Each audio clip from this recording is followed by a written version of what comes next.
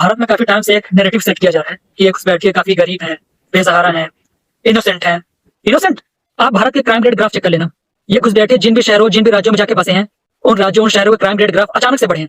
Crime rate graph अलग, और ये सांप्रदायिक दंगे और ट्रेन की पटरियों के साथ छेड़छाड़ करके ट्रेन का एक्सीडेंट करवाने की कोशिश करना, वो अलग। और इसके बाद भी आप इन्हें इनोसेंट कहते हैं? इनोसेंट नहीं है ये। एक छोटी सी कहानी से आप इनकी असली समझ सकते हैं। 50 चूहों का एक झुंड एक खेत में जाता है, उस खेत की खड़ी फसल को पूरी तरह बर्बाद कर देता है, और फिर अपनी आबादी बढ़ाकर बगल वाले खेत में जाता है। फिर उस खेत का भी वही हाल करता है जो उसने पहले खेत के साथ किया था। वहां पर भी अपनी आबादी बढ़ाता है और दूसरे खेत की फसल को भी पूरी तरह नष्ट कर देता है। फिर यही काम वो तीसरे खेत में जाकर करता है, उस खेत की भी फसल को पूरी तरह नष्ट करता है और वहां पर अपनी आबादी बढ़ाकर चौथे खेत की ओर आगे बढ़ जाता है। यही असलियत है इन घुसपैठियों की। के बाद भी इन घुसपैठियों को आप इनोसेंट कहेंगे? आप किसी की बातों पर यकीन मत करना, आप सिर्फ अपने मोबाइल और अपने इंटरनेट की बात का यकीन करना। आप किसी भी सर्च इंजन में जाना, सिर्फ इतना सर्च कर लेना कि ये घुसपैठिए किन किन देशों से आए हैं, या उन देशों में बहुसंख्यक आबादी किस कम्युनिटी की थी, या फिर ये घुसपैठिए जिन भी देशों से आए हैं उन देशों का इन घुसपैठियों ने क्या हाल किया था।